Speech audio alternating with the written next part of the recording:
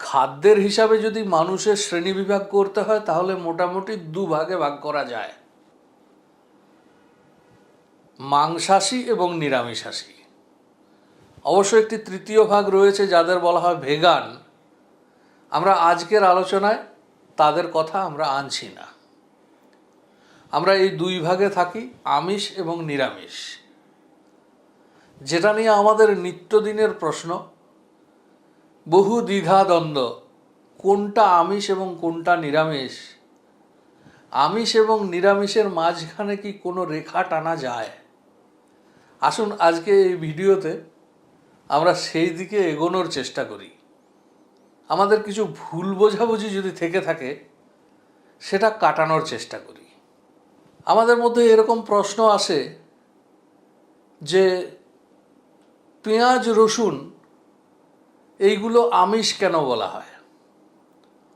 আবার পেঁয়াজ রসুন যদি আমিষ হলো, পেঁয়াজের চাইতে আলুতে প্রোটিন বেশি, তাহলে আলু কিভাবে নিরামিষ হয়ে যায়?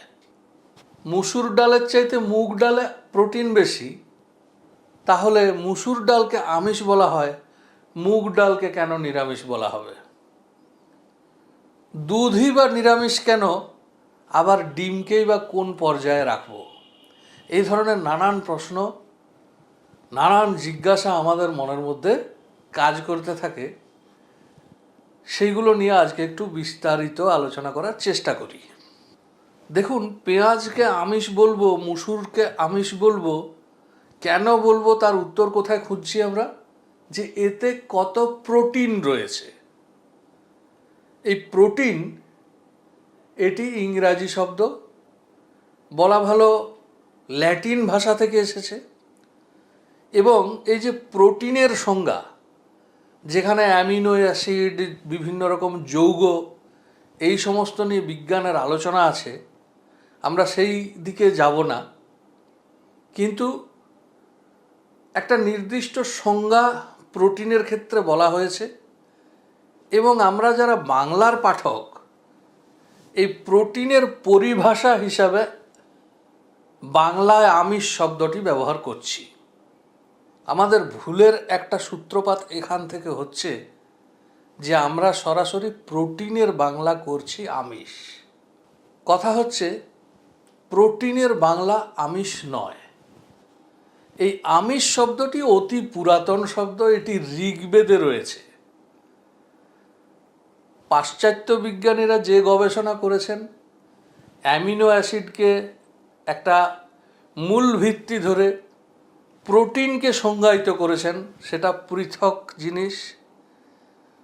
প্রোটিনের বাংলা পরিভাষা হিসাবে যে আমিষ নেওয়া হলো, ভুল হয়ে গেল এখানে। আসলে প্রোটিনের বাংলা আমিষ নয়। এইরকম বিভিন্ন পারিভাষিক ভ্রান্তি আমরা বাংলা মাধ্যমে দেখতে পাই। যেমন একটা উদাহরণ দিচ্ছি, প্ল্যানেট এবং গ্রহ বলা হচ্ছে। প্ল্যানেট কাদের বলা হয়? না, যে সমস্ত জ্যোতিষ্কের নিজস্ব কোনো আলো নেই। আমরা ছোটবেলায় ভূগোলে বা বিজ্ঞান বইতে পড়েছি, খুব ভালো কথা, এর মধ্যে কোনো ভুলভ্রান্তি থাকতে পারে না। কিন্তু আমরা আবার পড়লাম নয়ে নবগ্রহ, সেখানে সূর্য গ্রহ, চন্দ্র গ্রহ, সেখানে পৃথিবীর উল্লেখ নেই। এবং এই প্ল্যানেটকে বাংলায় যখন পড়ছি, আমরা বলছি প্ল্যানেটের বাংলা গ্রহ। এবং তখন আমাদের শিশু মনে প্রশ্ন এসে যায় যে তাহলে আমাদের ভারতীয় বইয়ে যে কথা লেখা আছে তা তো ভুল। আমরা সূর্যকে গ্রহ বলছি, সূর্য তো গ্রহ নয়, সূর্যের নিজস্ব আলো আছে। আসলে প্ল্যানেটের বাংলা গ্রহ করাটাই ভুল হয়ে গেছে। আমাদের নয় নবগ্রহ এই ধারণা অতি প্রাচীন। সেখানে একটি তালিকা দেওয়া হয়েছে, 9টি জ্যোতিষ্ক, বলা ভালো 7টি জ্যোতিষ্ক এবং 2টি কাল্পনিক বিন্দু, যাদের আমরা নবগ্রহ বলছি। তার মধ্যে সূর্যও আছে, তার মধ্যে চন্দ্রও আছে। এখন এই গ্রহ শব্দটা যখন আমরা প্ল্যানেটের বাংলা করে নিলাম, ভুল তো করে বসলাম আমরা। তেমনই প্রোটিনের বাংলা আমরা করে নিয়েছি আমিষ। এইখানে কিছুটা ভুল হয়ে গেছে। আসুন দেখি এই আমিষ শব্দের আমাদের বাংলা অর্থ কি দাঁড়ায়। একেবারে সংস্কৃত শব্দ আমিষ, ঋগ্বেদে এর উল্লেখ রয়েছে। বলা হচ্ছে আমিষ দেখে বাজ পাখি যেমন দ্রুত ধাবমান হয়। মনুসংহিতাতে বলা হচ্ছে আমিষ দ্বারা শ্রদ্ধা জ্ঞাপন করা হয়, শ্রাদ্ধ কার্যে আমিষের ব্যবহার। এই দুই ক্ষেত্রে আমিষের একটিই অর্থ, সেটি হচ্ছে মাংস। আমিষ শব্দের অর্থ হচ্ছে মাংস। শব্দকোষ খুলুন, হরিচরণ বন্দ্যোপাধ্যায়ের আমিষের প্রথম অর্থই দেওয়া হয়েছে মাংস। মাংসের সঙ্গে অবশ্যই মৎস্য বা মাছও আমিষ, কারণ মাছ যখন আমরা খাই মাছেরও মাংস হয়, সেই হিসাবে মাছও আমিষ। এই পর্যন্ত কোনো সন্দেহ আমাদের আর রইল না। তাহলে আমরা নির্দ্বিধায় বলতে পারি পেঁয়াজ, রসুন এইগুলি কোনোভাবেই আমিষ পদবাচ্য নয়। কিন্তু পরবর্তীকালে আমিষ শব্দের অর্থের বিস্তার ঘটেছে, শব্দের অর্থ ধীরে ধীরে পরিবর্তন হয়। সেই হিসাবে যদি আমরা কথা বলি তাহলে পরবর্তী ক্ষেত্রে আমিষ শব্দের অর্থ হয়ে গেছে বিলাস ব্যসন, ভোগ ব্যসন, এমনকি নারী শব্দের অর্থ হয়ে গেছে আমিষ। এখন পেঁয়াজ, রসুন এইগুলি কোন পর্যায়ভুক্ত? পেঁয়াজ রসুন খাওয়া কতখানি যুক্তিযুক্ত সেগুলি একেবারে নিজস্ব ব্যাপার। খাদ্যাখাদ্য আপনার ব্যক্তিগত কথা। আমি আলোচনা করছি সামান্য কিছু আমাদের দৈনন্দিন যে সমস্ত পালন কিছু করে থাকেন অনেকে, সেইগুলোর উপরে ভিত্তি করে কিছু শাস্ত্রের কথা। এগুলো মূলত বলা আছে মনুসংহিতাতে। মনুসংহিতাতে ভক্ষ এবং অভক্ষ এই দুই ভাগে ভাগ করা হয়েছে, অর্থাৎ যা খাওয়া যায় এবং যা খাওয়া যায় না। এই অভক্ষ তালিকাতে শাকসবজির মধ্যে প্রথমেই যেটি রয়েছে সেটি হচ্ছে রসুন, দ্বিতীয় স্থানে রয়েছে গাজর, তৃতীয় স্থানে রয়েছে পেঁয়াজ এবং চতুর্থ স্থানে রয়েছে ছত্রাক, যেগুলো আমরা মাশরুম বলি। এবং বলা হচ্ছে অপবিত্র জায়গায় জন্মানো, অর্থাৎ নোংরা জায়গায় জন্মানো শাকসবজিও খাওয়া যাবে না। নিরামিষে এই পাঁচটি জিনিস কঠোরভাবে মনুসংহিতাতে বর্জন করা হচ্ছে। তবে মনুসংহিতা বর্ণবাদী, সেখানে ব্রাহ্মণদের জন্য বিশেষত এগুলো নিষেধ করা হচ্ছে। আজকের দিনে ব্রাহ্মণ নেই, সুতরাং এই পালনেরও কতখানি যুক্তি আছে সেগুলো নিজেরা বিবেচনা করবেন। এখন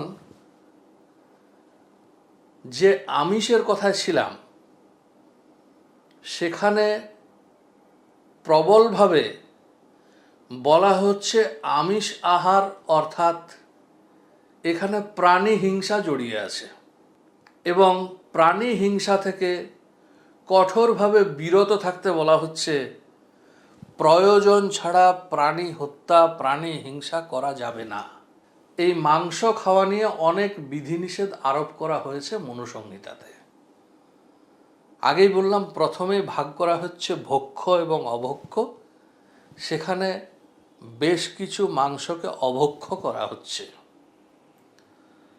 খুব সংক্ষেপে বলতে গেলে যে সমস্ত প্রাণী, পশু বা পাখি মাংসাশী তাদের মাংস খাওয়া যাবে না।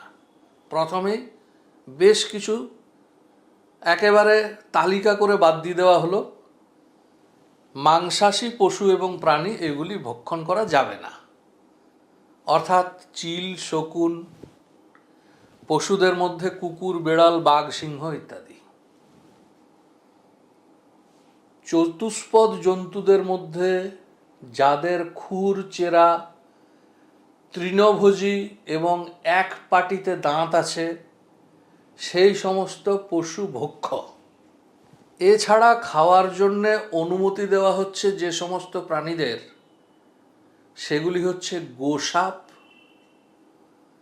সজারু, কচ্ছপ এবং আশ্চর্য হলেও সত্যি চতুর্থটি হচ্ছে গন্ডার। কিন্তু বলে রাখি, এই সমস্ত প্রাণী আজকের দিনে বন্যপ্রাণী আইন দ্বারা সুরক্ষিত। এই সমস্ত প্রাণীদের উপরে অত্যাচার করা আইনত দণ্ডনীয়। সুতরাং আমি অনেক পুরাতন দিনের বই থেকে বলছি, সেই সময়কার সাপেক্ষে এগুলি খাওয়ার প্রচলন ছিল, সেগুলি শাস্ত্রে উল্লেখ আছে। সেখানে আবার বর্জন করা হচ্ছে সাপ এবং বানর। আজকের দিনে অনেকে সাপ খান, বোধহয় বানর খুব কম লোকে খান। বানরও বন্যপ্রাণীর মধ্যে পড়ে। পাখিদের মধ্যে নিষিদ্ধ করা হয়েছে গ্রামের পাখি, যেগুলি গ্রামে চড়ে বেড়ায়। উদাহরণ হিসেবে পায়রা, উদাহরণ হিসেবে মোরগ, প্লব অর্থাৎ জলে ভাসমান, হাঁস, পানকৌড়ি ইত্যাদি। কিন্তু এখানে বলা হচ্ছে বন্য মোরগ খাওয়া যেতে পারে। তো এইগুলো হচ্ছে মাংসের তালিকা, যেগুলো খাওয়া যেতে পারে এবং খাওয়া যাবে না। একইভাবে মাছ খাওয়ার ক্ষেত্রেও নিষেধাজ্ঞা রয়েছে এবং মাছের ব্যাপারে আরেকটু কঠোরতা দেখা যাচ্ছে। বলা হচ্ছে মাছ না খাওয়াই ভালো, কারণ মাছে মাংস খায়। তবে কয়েকটি মাছকে ভক্ষণ করার, খাওয়ার অনুমতি দেওয়া হয়েছে। তার মধ্যে প্রথমেই রয়েছে বোয়াল মাছ, এর সংস্কৃত পরিভাষা হচ্ছে পাঠিন। দ্বিতীয়ত বলা হচ্ছে রোহিত অর্থাৎ রুই মাছ। তৃতীয়ত বলা হচ্ছে রাজীব মৎস্য। রাজীব আজকের দিনে রায়খড়া বলে একটি মাছ পাওয়া যায়, একটু বিরল হয়ে গেছে, কমে এসেছে এর সংখ্যা। এবং বলা হচ্ছে সিংহতুণ্ড অর্থাৎ শিঙি মাছ। এই চারটি মাছ খাওয়া যাবে। অবশ্য দুঃখ পাওয়ার কিছু নেই, ইলিশ, কাতলা এগুলোর কথা যারা ভাবছেন, এইখানে চারটি মাছের পরে বলা হচ্ছে সকলযুক্ত মাছ, অর্থাৎ আঁশ আছে এই মাছ খাওয়া যাবে, যদি না সেটি অপরিচিত হয়। অপরিচিত কোনো কিছু খাওয়া যাবে না। তো এই হলো মনুসংহিতার বিধান। এখন আশা করি আমিষ নিরামিষ এই জায়গাটা পরিষ্কার হয়ে গেছে। এখন এই যে যারা পালন করেন বিভিন্ন সময় বা বিভিন্ন দিবসে, বিভিন্ন পন্থা অনুসারে আপনারা যেগুলো পালন করেন, সেই নির্দেশাবলী অনুসারেই আপনারা চলবেন নিশ্চয়ই। এইখানে ভাগটা যে আমরা করছি আমিষ এবং নিরামিষ, এটাকে একটু অন্যরকমভাবে ভাবা উচিত। তা হচ্ছে পদার্থের গুণ অনুসারে খাদ্যবস্তু তিন প্রকারের: সত্ত্ব, রজ এবং তম। এই তিনটি পদার্থের গুণ বলা হচ্ছে সত্ত্ব আহার করুন, সত্ত্ব গুণযুক্ত খাদ্য গ্রহণ করুন। এই সত্ত্ব গুণযুক্ত খাদ্য হচ্ছে যেগুলি শুদ্ধ, যেগুলি শান্ত, যেগুলি মনকে শান্ত রাখে, এই ধরনের খাদ্য, যেগুলি আমরা সাধারণভাবে নিরামিষ খাবার বলে জানি। নিরামিষের মধ্যেও বেশ কিছু খাদ্য যেগুলোকে নিষিদ্ধ করা হয়েছে, আমি আগেই বললাম। পেঁয়াজ, রসুন এইগুলি হচ্ছে রজগুণ সম্পন্ন, এইগুলিকে এড়িয়ে চলা উচিত। এবং তমগুণ সম্পন্ন সেটিকে বা সেগুলিকে অবশ্যই এড়িয়ে চলা উচিত। যাতে আমাদের মনের মধ্যে তামসিক বিকার আসে, এগুলির মধ্যে রয়েছে মদ এবং অন্যান্য নেশা জাতীয় বস্তু হচ্ছে তামসিক খাদ্যের উদাহরণ। তো যারা ওই বিশেষ দিন তিথি পালা পার্বণে নিরামিষ খাবার খান, তারা আসলে সাত্ত্বিক আহার করার চেষ্টা করেন। আলোচনা মোটামুটি অনেকটাই হলো। বড় প্রশ্ন হচ্ছে ডিমকে কোন শ্রেণীতে ফেলা হবে, এটি আমিষ না নিরামিষ? এই নিয়ে যুক্তিতর্ক চলতে পারে, কিন্তু এই ডিম সম্পর্কে খুঁজতে গিয়ে আমি দেখলাম যে একেবারে আমাদের এই ভারতীয় সংস্কৃতিতে ডিমের কোথাও কোনো উল্লেখ নেই। সবচাইতে প্রাচীন রান্নার বই সম্ভবত পাক দর্পণম, আপনারা নাম শুনে থাকতে পারেন। রাজা নল যখন নির্বাসনে ছিলেন, বনবাসে ছিলেন, ঋতুপর্ণের রাঁধুনি হিসাবে ছিলেন, তিনি পাক দর্পণম রচনা করেছিলেন। এই পাক দর্পণমে যথেষ্ট আমিষ আহারের বর্ণনা আছে, কিন্তু কোথাও ডিমের কোনো বর্ণনা নেই। এছাড়া অতি প্রাচীন ভারতীয় রান্নার বই হচ্ছে ভোজন কুতূহল, এখানেও ডিমের কোনো উল্লেখ নেই। বিখ্যাত গবেষক কেটি আচার্য তিনি বলেছেন যে ভারতীয় সভ্যতায় ডিমের কোনো প্রচলনই ছিল না। 716 খ্রিস্টাব্দে আরব পর্যটক আল মাসুদি তিনি সেই সময় লিখছেন যে ভারতীয়দের মধ্যে ডিমের কোনো রকম প্রচলন নেই। পর্তুগিজ ফাদার 17 শতকে তিনি বাংলায় এসেছিলেন, তিনি বাংলার জনজীবনের কথা উল্লেখ করে বলছেন যে বাংলায় ডিম খাওয়ার কোনো প্রচলন নেই। আমরা প্রাচীন সাহিত্যে ব্যাধ যারা শিকারী তাদের দেখতে পাই, তারা জঙ্গলে গিয়ে পশু পাখি শিকার করে নিয়ে আসেন। কোনোদিন কোথাও এরকম বর্ণনা আমরা পেলাম না যে পাখির বাসা থেকে ডিম চুরি করে নিয়ে এলো। আমরা একেবারে সোজা রবি ঠাকুরের লেখায় পাচ্ছি, আব্দুল মাঝি ছুঁচলো তার দাড়ি, গোঁপ তার কামানো, মাথা তার নেড়া, তাকে চিনি, সে দাদাকে পদ্মা থেকে এনে দিত ইলিশ মাছ আর কচ্ছপের ডিম। এই ডিমের প্রচলন মুসলিমরা আসার পরে ধীরে ধীরে শুরু হয়।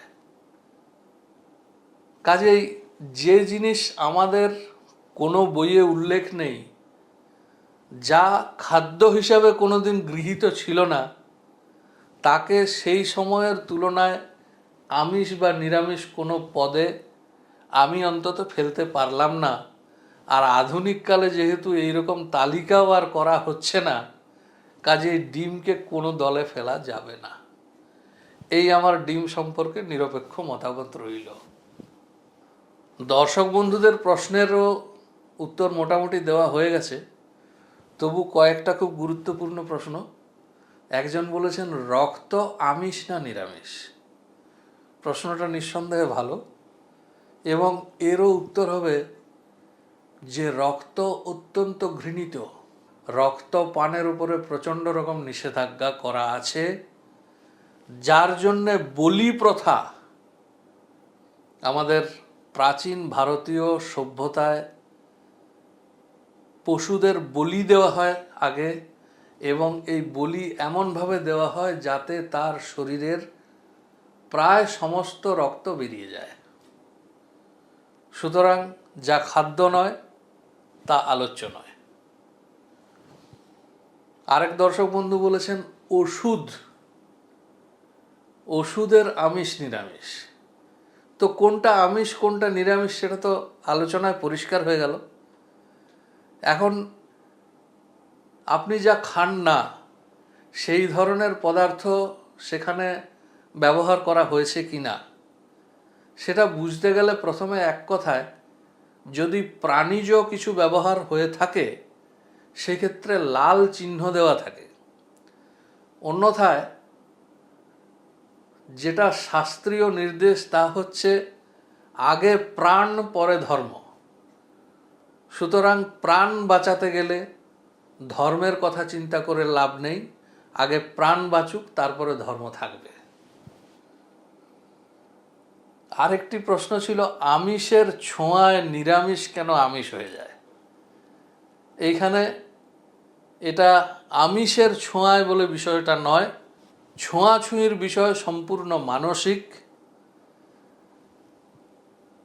যেহেতু শুদ্ধাচারে থাকছেন কেউ, সত্য আহার করছেন, সেই হিসাবে এই সত্য আহারকে রাজসিক বা তামসিক আহার থেকে দূরে রাখা হয়। এমনও দেখা গেছে কোথাও কোথাও বাসন ধোয়ার জন্য আলাদা পুকুর ব্যবহার করা হয়, আমিষ এঁটো ধোয়ার পুকুর, নিরামিষ এঁটো ধোয়ার পুকুর। এগুলো সম্পূর্ণ মানসিক, এই বিষয়ে কোনো কিছু বলার নেই আমার। পুঁই শাক কি নিরামিষ? অবশ্যই পুঁই শাক নিরামিষ। পুঁই শাক এবং মুসুর ডাল এ সম্পর্কে মনুসংহিতায় কোনো বিবরণ আমি পাইনি। মুসুর ডাল সম্পর্কে থাকারও কথা নয়, কারণ মুসুর ডাল ভারতীয় নয়, এটি অনেক পরে আমাদের দেশে এসেছে। বোধহয় সেই কারণেই পরবর্তীকালের শাস্ত্রকাররা বা স্মৃতিশাস্ত্রের পণ্ডিতেরা এই মুসুর ডালকে বিশেষ তিথি পালা পার্বণে ব্যবহার না করতে বলেছেন, হয়তো বিদেশি জিনিস বলেই এই ছুঁতমার্গ। যদিও এ কথা নির্দিষ্টভাবে বলা যাবে না, কারণ আমরা আজকের দিনে যা খাই তা বলতে গেলে অধিকাংশই বিদেশি। আলুও বিদেশি, লঙ্কাও বিদেশি। এবং আজকের দিনে দেখেছি ওই বিশেষ পালন তিথির দিনে অনেকে সাবু খান। তো সাবুর যা প্রস্তুতি, সাবুর যা উৎপাদন, তাতে আমি বলবো যে ওই পালনের দিনে অন্তত সাবু খাবেন না। সাবু অত্যন্ত অপরিশুদ্ধ, অপবিত্র জিনিস। খেতে ভালো লাগে, আপনি নিশ্চয়ই খেতে পারেন, কিন্তু পালনের দিনে সাবু নয়। কালী পূজার নিরামিষ মাংস, ওটিকে নিরামিষ কেন বলা হয়? এর এক কথায় উত্তর দিতে গেলে ওটি সোনার পাথর বাটিতে খাওয়া হয় বলেই ওটাকে নিরামিষ বলা হয়। মাংস নিরামিষ হওয়ার প্রশ্নই আসে না। কিন্তু ওই যেহেতু ওই প্রসাদের মাংস রান্নাতে পেঁয়াজ রসুনের ব্যবহার করা হয় না, মনুসংহিতাতে পেঁয়াজ রসুনকে অত্যন্ত খারাপ জায়গায় রাখা হয়েছে। মাংস খেতে বলা হচ্ছে, কিন্তু পেঁয়াজ রসুন থেকে দূরে থাকতে বলা হচ্ছে। সেই হিসাবে ওই রান্নায় পেঁয়াজ রসুন দেওয়া আগেও হতো না, এখনও অনেকে মেনে চলেন ওটা, ওই জন্য ওটাকে নিরামিষ রান্না বলা হচ্ছে। আগেই বললাম যে আমিষ শব্দের অর্থের বিস্তার ঘটেছে। আমিষ মানে বিলাস, বেসন, ভোগ, বিলাসিতা। তো সেই হিসাবে মাংস খাওয়া বিলাসিতা। আলোচনার শেষের দিকে একটি কথা বলে রাখি, এই পেঁয়াজ রসুন খাওয়ার প্রচলন বা প্রবণতা আমাদের মধ্যে দিন দিন বাড়ছে। আগে এর প্রচলন অত্যন্ত কম ছিল। তার কারণ হচ্ছে পেঁয়াজ রসুনের মধ্যে যে উগ্র গন্ধ আছে, সেই গন্ধ অন্যান্য সাধারণ খাবারের যে নিজস্ব গন্ধ সেটাকে চাপা দিয়ে দেয়। যার জন্যে এই রান্না নিয়ে এত বেশি গবেষণা হতো, মানুষের সময়ও ছিল অনেক বেশি। তো সেখানে ওই পেঁয়াজ রসুন দিয়ে তার নিজস্বতাকে নষ্ট না করার মধ্যে একটা শিল্পবাচকতা ছিল।